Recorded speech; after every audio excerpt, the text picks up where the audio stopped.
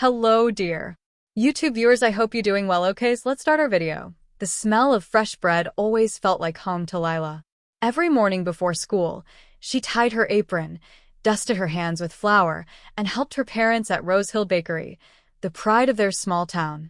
People came from nearby villages just to taste their honey rolls and butter croissants. To them, the bakery wasn't just a business. It was a symbol of family, tradition, and love. And for Lila, it was her future. Her parents often told her, "One day, this place will be yours. You'll carry on our name through this oven." Those words lived in her heart like a promise. Lila wasn't just a helper. She had dreams, real, detailed ones. She'd studied old recipes from her late grandmother's cookbook, experimenting with flavors late into the night. She wanted to make Rose Hill Bakery famous for something new, something hers. Her mother would smile when she caught her whisking batter at midnight, whispering, "You've got her hands." Her father, usually stern, would soften whenever she spoke about her dream of studying pastry art. Life felt simple and good, full of purpose, full of belonging, until one night changed everything. It started quietly. The bakery had just closed, and Lila was cleaning the counter when she heard her parents' voices from the back office. Sharp, fast, tense. Her mother's tone trembled with anger. "You can't just pretend it didn't happen, John. What did you do with the money?" Her father's reply was low, defensive. "I'll fix it. Don't make a scene." Lila froze, her hands tightening on the rag. She didn't understand what they meant. Money? What money? She stepped closer, but the argument ended abruptly. Her mother came out, face pale. When she saw Lila standing there, she just said, "Go home, honey. It's late." The words felt heavier than they should have. The next morning, something was off. The warmth in the bakery seemed to vanish. Her father avoided her eyes. Her mother spoke in short sentences. Even the customers noticed the silence. Lila tried to ignore it, focusing on kneading dough, but the rhythm of her work couldn't drown out the unease building in her chest. A few days later, the bell above the bakery door rang, but it wasn't a customer. Two police officers stepped in, hats tucked under their arms. The chatter in the shop fell quiet. Her father walked over quickly, pretending to smile. "What's this about, officers?" one of them asked for Lila. Confused, she wiped her hands and came forward. They began asking questions about a local community grant meant to help young workers, about missing funds, about a bank transfer made in her name. Her heart pounded so loudly she barely heard her mother's words. "She's been talking about leaving town for culinary school," her mother said, voice trembling just enough to sound sincere. "Maybe she took it for that?" The world tilted. "What?" Lila whispered. "You think I stole the money?" Her father avoided her gaze completely. "You accessed the register last week," he muttered. "You wanted your future. Well, this is it." The officers exchanged looks. Lila's mind spun. She hadn't taken anything. She'd never even seen that money. But her parents' silence screamed guilt. Not hers, theirs. And now they were feeding her to the wolves to save themselves. When the police finally left, Lila collapsed behind the counter, shaking. "Why are you doing this?" she begged. Her mother just said, "It's better if you leave, Lila, before it gets worse." Her father's voice was ice. "Pack your things and go. We can't have a thief under our roof." It didn't feel real. Just hours ago, she'd been baking bread beside them. Now they looked at her like she was nothing. She went to her room, grabbed her backpack, and stuffed in a few cloves, her grandmother's recipe book, and the $20 bill she kept hidden in a jar. When she stepped outside, the wind was sharp and cold. She looked back one last time. Her father was on a ladder, changing the wooden sign above the door. The familiar words, "family-owned since 1989, were being scraped away. In their place, he painted "new beginning." Tears blurred her vision, but she didn't stop walking. Each step away from Rose Hill Bakery felt like stepping off a cliff she didn't know existed. The place that once smelled of sugar and warmth now burned in her memory like smoke and betrayal. The family she'd trusted had turned her into a stranger. And the dream she'd loved most had just been stolen. Not by fate, but by the people who were supposed to protect it. The nights were the hardest. The park benches were cold, and the wind cut through Lila's thin jacket like a knife. She learned to stay awake until the streets went quiet, hiding behind hedges when police patrols passed by. The officers weren't cruel, but the fear of being taken somewhere, anywhere, she didn't choose kept her heart pounding. Her backpack became her pillow, her grandmother's recipe book the only thing she wouldn't let out of her sight. During the day, she searched for work. Most places turned her away when they saw her worn clothes or asked about her family. She ended up taking what she could, washing dishes in a diner for a few hours, handing out flyers near bus stops, sweeping up at a gas station in exchange for leftovers. Food was scarce. Some nights, she went to bed with nothing but a cup of water and a dream of warm bread. But she refused to steal. Every time she saw unattended food or an open till, her hand hesitated, but she couldn't do it. The lie her parents told had already made her a thief in everyone's eyes. She couldn't bear to make it true. Weeks blurred together. Her hands, once soft from kneading dough, became cracked and cold. The smell of baking followed her like a ghost. She'd pass cafes and breathe it in until her chest hurt. The dream of becoming a pastry chef, of running her own bakery, now felt like something she'd imagined in another lifetime. One rainy afternoon, hunger drove her to a church's soup kitchen. The line was long, but the warmth inside made her want to cry.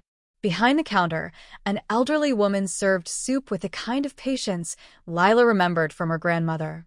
When Lila thanked her, the woman smiled gently. "You've got the hands of a baker," she said, noticing the faint traces of flour still etched into Lila's nails. That woman was Mrs. Howard, a retired baker who volunteered at the church. Over the next few weeks, Lila started helping her clean up after meals. One day, Mrs. Howard caught her staring at the oven. "You miss it, don't you?" she asked. Lila nodded silently. Instead of asking questions, Mrs. Howard handed her an apron. "Come early tomorrow," she said. "Let's see what those hands remember." It was the first time in months that Lila felt alive. The church kitchen smelled of yeast and sugar. They baked simple loaves together, plain, uneven, but beautiful. When the first batch came out golden and warm, Mrs. Howard broke one open and said, "Baking is survival. It reminds you who you are, even when the world forgets." Lila didn't know why, but those words sank deep inside her. From then on, she baked once a week. She used scraps of flour and sugar Mrs. Howard could spare, wrapping muffins in napkins and selling them at the park to passers-by. People started recognizing her, the girl with the kind eyes and the warm bread. Her pastries were small, imperfect, but they carried something rare: care. One morning, a man bought a muffin, took one bite, and smiled. "You made this?" he asked. Lila nodded shyly. He introduced himself as Mr. Diaz, the owner of a small cafe nearby. "You've got talent," he said. "I can't promise much, but I could use help cleaning tables. Maybe a few hours a day." Lila's throat tightened as she accepted. It wasn't a dream job, but it was a doorway. For the first time since she'd left home, she felt the ground beneath her start to steady. The craft her family used to destroy her name was now the very thing giving it back. The cafe where Lila started working wasn't much, just a narrow corner shop tucked between a laundromat and a tailor's studio, but to her, it felt like the beginning of a new life. The smell of coffee, the clinking of cups, the hum of conversation, it reminded her of everything she'd loved about Rose Hill Bakery, but without the lies. Mr. Diaz, the owner, was a quiet, patient man who believed in giving people chances. He never asked too many questions, and Lila was grateful for that. At first, she just wiped tables, washed dishes, and restocked supplies. But she worked with a quiet determination that made people notice. She came early, stayed late, and smiled even when she was exhausted. Mr. Diaz began to trust her with more responsibility, handling customers, preparing simple drinks, and managing small deliveries. The cafe's regulars grew fond of her. They didn't know her story, but they saw something resilient in her eyes. One evening, when the cafe was about to close, Mr. Diaz found her scribbling something in a small notebook. "Recipe ideas?" he asked. Lila blushed and nodded. I used to bake, she said softly. He smiled. Then bake something for next week. Just one dessert. Let's see what happens. She spent nights testing combinations, using whatever ingredients she could afford. Finally, she made a lemon rose tart, a delicate blend of sweet and tangy, with rosewater glaze like the ones her grandmother used to make. When the tart hit the counter, people noticed immediately. Within a week, customers started asking, "Is the lemon tart girl here today?" It became the cafe's signature dish. Word spread. Locals began sharing her story. That young girl? She lost everything once, but she never stopped baking. Soon, the cafe was busier than ever. Lila worked long hours, but she didn't mind. For the first time in years, her hands were covered in flour again, and it felt like coming home. One slow afternoon, while wiping down the counter, Lila overheard two customers talking. "You hear about Rose Hill Bakery?" one said. "They're closing soon." Couldn't keep up. Her heart skipped a beat. She leaned closer. They spoke of unpaid debts, old complaints, and how the place had lost its magic. "Such a shame," the other added. "Used to be the best in town." Later that night, she searched the local news online. It was true. Her family's bakery, her childhood dream, was collapsing. Her parents had blamed the economy, saying the world's changed. Lila stared at the screen, remembering the way her father had replaced the sign. Her mother had looked away while she begged for a chance to explain. Now, the world they'd built on lies was crumbling. The irony cut deep, but brought no joy. She didn't smile. She just felt done. The anger she'd carried for years suddenly lost its weight. Months passed and the cafe thrived. Mr. Diaz, growing older, began talking about retiring. One morning, he sat across from her with a cup of coffee and said, "I've been thinking, why don't you take over? You've earned it." Lila froze, unsure if she'd heard right. "I can't afford to buy a business," she said. He smiled. "I said take over, not buy. You'll pay me back in your own way. Keep this place alive." When she reopened the cafe under her new vision, she renamed it Second Rise, a tribute to bread, to recovery, to second chances. The interior glowed with soft lights and warm wood. Every corner smelled of butter, sugar, and hope. Her pastries drew crowds, but what kept them coming back was her kindness. She made people feel at home, the way she used to feel before everything fell apart. Then one quiet afternoon, the bell above the door rang. She looked up from the counter and froze. Standing there was a man she hadn't seen in years. Her father. His hair was grayer, his clothes worn, his shoulders hunched with defeat. For a moment, he didn't recognize her. He ordered a coffee, his voice rough. "It's been a long time since I've had a decent pastry," he murmured. When she placed a plate before him, he finally looked up. Their eyes met, and recognition flooded his face. His mouth opened, then closed again. He looked down, ashamed. "The bakery's gone," he said quietly. "The bank took it." His voice cracked. "Your mother's not well. We lost everything." Lila didn't answer right away. She simply slid the plate closer to him, the same lemon rose tart she'd invented when she was 17. "This one's on the house," she said softly. He took a bite, his hands trembling. They didn't talk after that. He left without another word. She watched him go, her heart steady, her hands calm. For years, she'd imagined what she'd say if she ever saw him again. But now, she realized she didn't need to say anything. She didn't need revenge. She had already won, not by taking something from them, but by creating something for herself. The oven hummed behind her, the smell of sugar filled the air, and the cafe door swung open again. Another customer entered, smiling.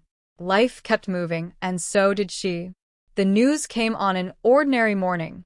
Lila was icing a tray of cinnamon rolls when her phone buzzed with a message from an old neighbor. "Did you hear? Rose Hill Bakery's up for auction next week." For a moment, she just stared at the screen, her breath catching in her throat. It had been years since she'd even said the name out loud, but there it was, Rose Hill. The place where everything had started and everything had ended. She closed the cafe early that evening and took a walk through the town where she'd once been a ghost. The streets felt smaller now, but the memories were everywhere. As she turned the final corner, she saw it. What was left of her family's bakery. The windows were boarded, the paint was peeling, and the familiar sign that once read New Beginning now hung crooked and cracked. Half the letters were missing. The place looked like it had been abandoned by time itself. For years, she'd imagined this moment, but not like this. She thought it would hurt more. Instead, she felt an odd calm. The anger that had once burned inside her had cooled into something quieter, acceptance. She stood across the street and whispered to herself, "It's just bricks and wood." But deep down, she knew it was more. It was the smell of bread that had raised her, the laughter that had once filled those walls, and the lies that had destroyed it all. And now, she had a chance to take it back, not as revenge, but as closure.